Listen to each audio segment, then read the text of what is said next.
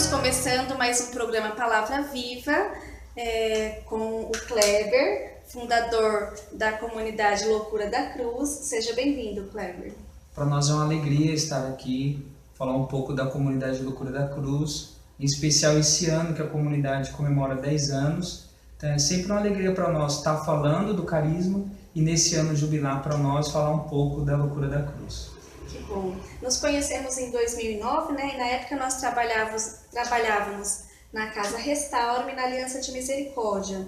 E desde lá você já tinha a comunidade no seu coração, acho que já tinha esse trabalho, né? Como que foi essa caminhada sua?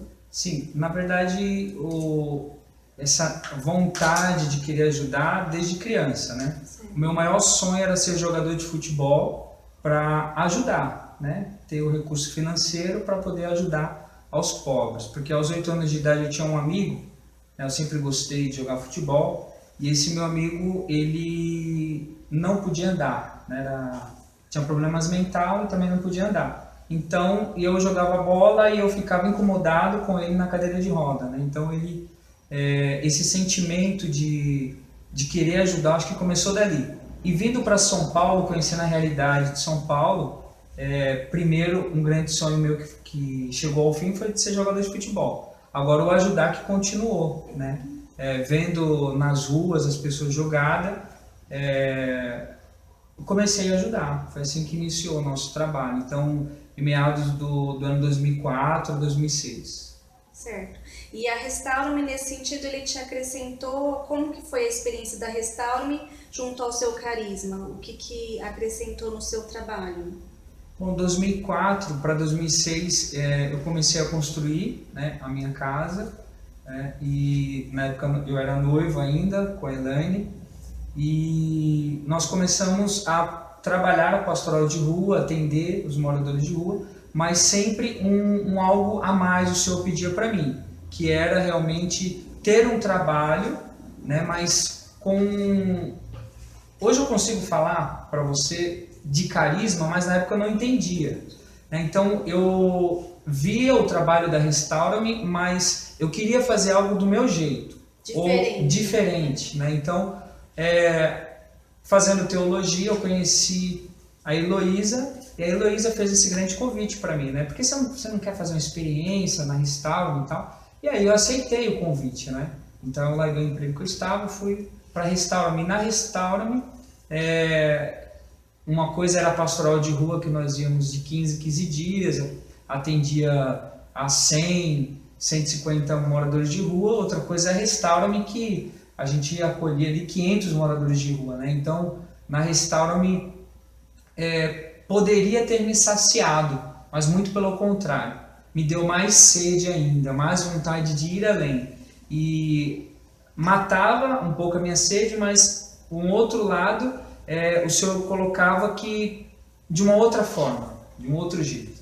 Então eu sempre tive esse coração inquieto, né?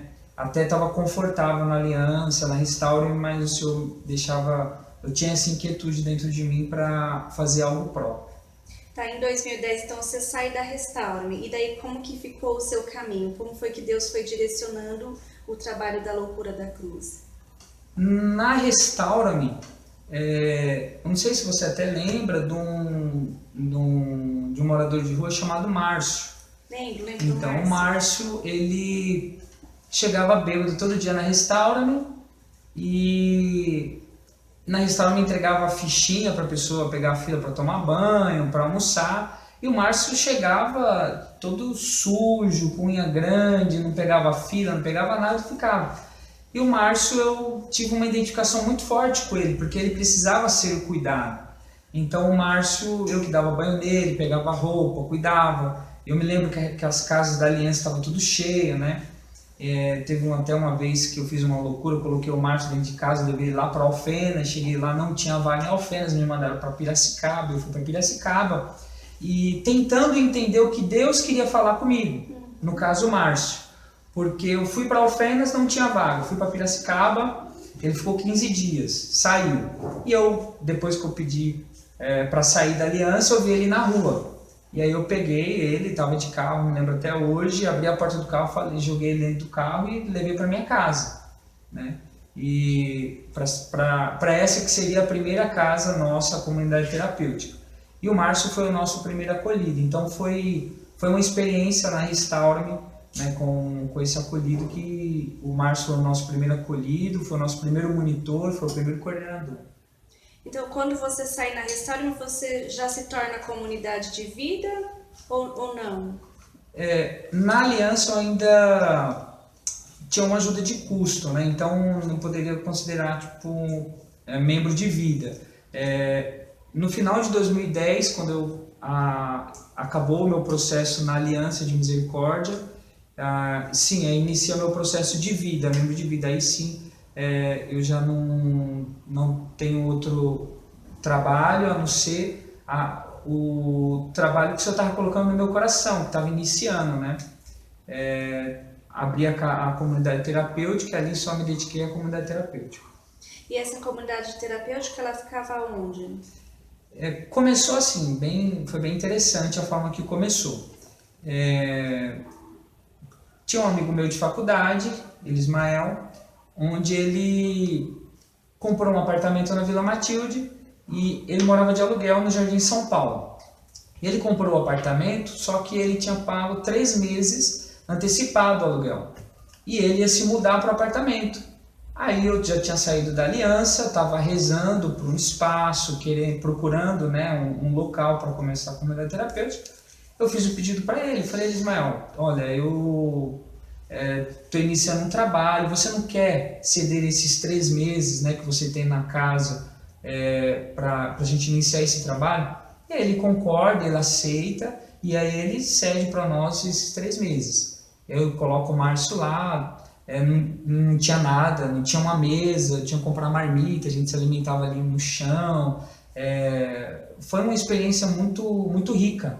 Eu me lembro até hoje, como ele foi o meu primeiro acolhido, dependente químico, então me lembro até hoje que ele desceu as escadas, que eram um sobrado, vários sobrados, ele desceu. Quando ele voltou, ele chegou com um cheiro de cigarro.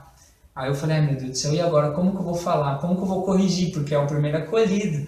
Aí eu entrei pro banheiro e fui rezar, pedir sabedoria para Deus. Aí eu voltei e falei: Márcio, você sabe que aqui não pode fumar, né? Que é uma casa de recuperação, Márcio. Aqui é diferente da rua. Né? E ali ele fala: olha, realmente fumei, me desculpa. E assim, o Márcio foi o primeiro que eu tive que aprender a me impor, né, em relação à dependência química. Então iniciou assim, com esse meu amigo que cedeu esse espaço. Depois que venceu os 3 meses, ele veio para Vila Matilde e acabou o tempo, ele abraçou, ele acolheu a obra no início, né? Ele não conseguia deixar nem eu e nem o Márcio na mão. Então ele alugou uma casa próxima do apartamento dele, onde ele custeou por 6 meses essa casa. E ali o Márcio foi o primeiro coordenador da casa, depois vieram outros acolhidos, a capacidade máxima lá era 6 acolhidos. Então foi assim que iniciou. E nessa casa, o Kleber, o que você conseguiu enxergar, né, da mão de Deus lá, né? Vamos pensar assim, quais foram as maiores experiências? Algum caso que você tenha para contar da gente de que você viu realmente a mão de Deus tirar aquela pessoa, né, de forma que o seu carisma alcançasse, né, essa pessoa? Bom, o nosso carisma nasce com a pastoral de rua, né? Na verdade, a gente tinha um intuito de levar alimento para eles. Eu me lembro até hoje de uma situação na rua, na região do Brás. Nós éramos jovens, 18, 20 anos, e no Brás tinha um homem que tinha uma fama de ser o matador ali da região. E toda sexta-feira nós íamos levar sopa para a rua. E eu me lembro que nessa sexta-feira estava frio, a gente tinha acabado já de entregar as sopas, a gente estava voltando e todo mundo já tinha entrado dentro do carro para voltar. E ali eu voltei e encontrei esse rapaz que todo mundo tinha medo, mas eu não imaginava que era ele. E ali, conversando com ele, me veio uma coisa muito forte no meu coração, né? naquela hora eu estava com um chapéu, com um boné, e ali eu tirei o meu boné de uma forma muito espontânea e coloquei na cabeça dele e abracei ele. Falei, olha, né, te dando um presente. E naquele abraço aquele homem começou a chorar. Ele chorava no meu ombro, e eu acredito que aquela atitude, aquele gesto de simplicidade, mas que demonstrou muito amor por ele, ele se sentiu amado, ele começou a falar que nunca tinha sido abraçado na vida dele, né? Então, nós começamos a entender qual que era o nosso carisma, que não era entregar pão, mas sim de amar, de cuidar, né? De abraçar, se for preciso. Então, esse caso me chamou bastante atenção, assim, na rua. Foi muito parecido com o Márcio também, que o Márcio era uma pessoa difícil, vamos pensar, sim, né? E essa atitude de você pegar e colocar no carro, não quero ajudar. Então, esse amor também de acreditar que aquela pessoa, né, era muito além daquilo que você conseguia ver naquele momento. E mesmo essa outra, que tinha essa condição de agressividade, mas o teu olhar misericordioso, que é esse olhar de Jesus, ele vai além, né, daquilo que a pessoa se apresenta naquele momento. Então, é o encontro do seu coração com o coração do necessitado, né? Então, acho que esse encontro que salva as vidas, nesse sentido, né? É o amor que brota, né? Do seu carisma, que alcança, né, a ferida do outro. É isso que vocês buscam, né? Acho que cuidar com muito carinho, né? Através desse amor, você consegue que a pessoa reencontre, né? Vamos pensar que ela entre em contato de novo com a essência dela, né? Que perante uma série de situações que acontecem, ela acaba, né, se distanciando da essência, um mundo conturbado com essa questão da drogação, né? Então, o seu carisma vem abraçar, né, essas pessoas.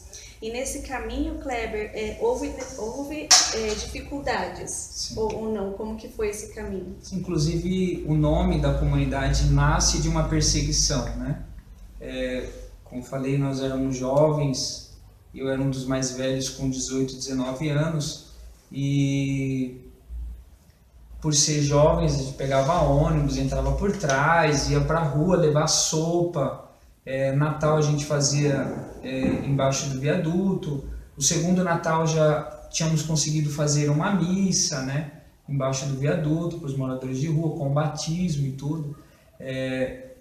Hoje, com o Papa Francisco, a igreja talvez é fácil de entender o que eu vou dizer agora, que é uma igreja em saída, né? Há 10 anos atrás, por isso que se deu o nome Loucura da Cruz, principalmente no ambiente que nós estávamos, era impossível de entender o que é uma igreja em saída, né? O que o Papa Francisco fala, né? Eu prefiro uma igreja acidentada, que se suje as mãos. E brotava no nosso coração esse desejo de sair, de ser igreja na rua, de ser igreja para aquele que não tem igreja.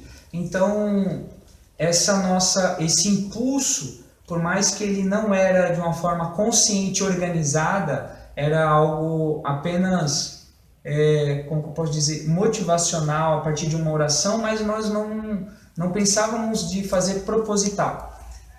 Levou a muitas pessoas, inclusive dentro da igreja, por uma parte, falar que era loucura. Que era loucura jovens ir para a rua, se expor, né, em uma situação, né, de vulnerabilidade ali, e tá expondo até menores de idade. Então, no início, com muita dor no coração, fiz uma reunião com os jovens, nós fizemos uma assembleia ali, uma reunião, e ali eu coloquei para eles, olha, o que eu falo era que quando nós entrávamos na igreja, metade da igreja virava a cara para a gente. Metade da igreja não olhava para a gente porque nós éramos considerados como um louco, né? Então, nessa reunião eu coloquei para eles, realmente o que nós estamos fazendo é uma loucura, mas é a loucura da cruz. Eu não sei vocês, mas eu vou continuar na loucura, né? Na loucura da cruz eu vou seguir, na loucura da cruz eu vou continuar. Vai ser loucura, mas a loucura da cruz. Então, foi um momento maior de dificuldade nosso, né? Foi o início. Tem uma frase, acredito, de Santa Teresa d'Ávila que fala, né? Exatamente quando as obras está iniciando, que o demônio tenta destruir, eu acredito que foi nesse início, né, que ele mais tentou a comunidade Loucura da Cruz para ser destruída. E graças a Deus, em obediência à igreja, porque o que eu sempre levei muita consideração foi ser obediente à igreja. Então, o padre da época sabia do nosso trabalho e para mim me bastava, né? Então, tô caminhando com a igreja. Tanto é que no terceiro ano o padre celebrou a missa, né? Mas uma parte ainda não entendia esse movimento. Então, foi esse momento difícil aí que a gente teve no início. Fora tantos outros momentos. E quais são os trabalhos que hoje a Loucura da Cruz tem? Bom, a Loucura da Cruz, o carisma Loucura da Cruz, esse ano, como eu falei, estamos completando 10 anos, uma comunidade nova, né, ainda. Nós temos uma página evangélica, a maioria das novas comunidades tem uma página do Evangelho, e nós também temos uma, né, queria partilhar, né, que é o que se resume os nossos trabalhos, que é Mateus 25, do 31 ao 46. Eu vou falar mais aqui no finalzinho, que é o que compete aos apostolados nossos da comunidade. Porque tive fome e não me deste de comer, tive sede e não me deste de beber, fui forasteiro e não me recolhestes, estive nu e não me vestistes, doente e preso e não me visitastes. Então também eles responderão: Senhor, quando é que te vimos com fome ou com sede, forasteiro ou nu, doente ou preso, e não te socorremos?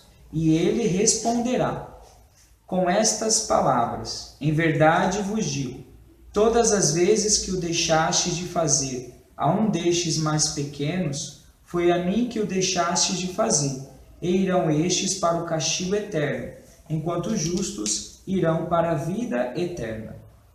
Então, é a página evangélica, nesse ano também, né, no ano da misericórdia, que o Papa pediu para a igreja para que se visse, né, as obras de misericórdia. A comunidade Loucura da Cruz tem tentado viver nos seus apostolados. Então, temos um trabalho com a pastoral de rua. Hoje é os jovens que tomam conta, né, da comunidade Loucura da Cruz, exatamente para que os jovens que estão entrando na comunidade, eles tenham a experiência daquelas pessoas que me ajudaram a fundar. Então, quer saber se você tem o carisma Loucura da Cruz? Vá para a pastoral de rua. Então, é a primeira porta, né, que são convidados. Depois da pastoral de rua, não tem como fazer pastoral de rua. Você trabalha com dependente químico, sabe que 90% tem problema com dependência química ou alcoólatra, uns 10% podemos dizer que problemas psiquiátricos. Então, não tem como nós levarmos o pão e a palavra, e muitos pedem ajuda. Então, nós temos a pastoral de rua, temos a comunidade terapêutica, né? Também fazemos o trabalho com a pastoral carcerária. Hoje, na nossa diocese de São Miguel Paulista, temos uma penitenciária semiaberta feminina, que as membros da comunidade fazem visita todos os domingos, né? Os doentes nós visitamos, né, também aqui da região, tentando atender o chamado que o Senhor nos pediu. Dentro desses apostolados também temos o nosso trabalho de missão, né, a pedido do bispo no Amazonas, da cidade de Humaitá. Ele nos fez o convite para administrar essa comunidade terapêutica em Humaitá. E no Paraná nós temos um trabalho para crianças carentes, onde está a Rita e a Sabrina, né, iniciando. E aqui em São Paulo nós temos esse trabalho aqui na Diocese de São Miguel, esse primeiro trabalho, porque até então nós tínhamos a missão de resgatar a dignidade do ser humano como filho de Deus. Esse é o nosso lema, né, de resgatar a dignidade. E esse ano nós tivemos a graça de resgatar a igreja, ou de resgatar o templo mesmo, né? Aqui onde nós estamos é a Capela de São Sebastião, Diocese de São Miguel Paulista, e o antigo pároco chegou a alugar esse espaço para fins comerciais, onde final de semana existia bailes, enfim, tantas outras coisas. E o atual padre, o padre Paulo Henrique, pediu para nós assumir e resgatar. Então, para nós, esse ano tem sido uma alegria, porque além de resgatar a vida, esse ano também nós resgatamos o valor de um templo, né? Confesso e até me emociono muito, porque o antigo padre pediu para eu tirar a cruz, né? Porque tirou o sacrário, tirou a cruz, e inclusive na época ele pediu para eu tirar a cruz. E eu subi a escada com a lixadeira para tirar, chorando em lágrimas, porque tinha que tirar uma cruz, mas nem tirar uma cruz, mas mesmo assim obediente. Fui obediente ao padre, tirei a cruz, né? Guardei a cruz na minha casa, e depois de 4 anos, o outro padre assume a paróquia, pede para a comunidade de Loucura da Cruz assumir a capela, administrar a capela, e foi incumbido a mim colocar a cruz no seu devido lugar. Então foi bastante emocionante colocar a cruz onde ela deve estar, né, representando assim a igreja, né, um sinal da igreja. Então são esse um pouco do nosso trabalho. Aqui na capela nós temos uma vida própria de capela, grupo de oração, temos missa, temos celebração, temos adoração. A capela fica aberta de terça a sábado, das 8 às 17 horas. Então, dentro da paróquia, a capela fica mais aberta, né? Então, é uma grande alegria, até mesmo para as pessoas virem e rezar. E se as pessoas, então, quiserem conhecer um pouquinho mais do trabalho da Loucura da Cruz, tem alguma página na internet? Sim, temos o site www.loucuradacruz.org. Também o Facebook. O Facebook está Missão Loucura da Cruz. São Kleber, obrigado, né, pela tua presença no programa Palavra Viva, que o Senhor, né, continue derramando as suas bênçãos sobre a comunidade de vocês, que abençoe a sua vida, a vida da Elaine e de todas as pessoas, né, que estão envolvidas nesse trabalho. E curtam a nossa página, se inscrevam no nosso canal e até a próxima.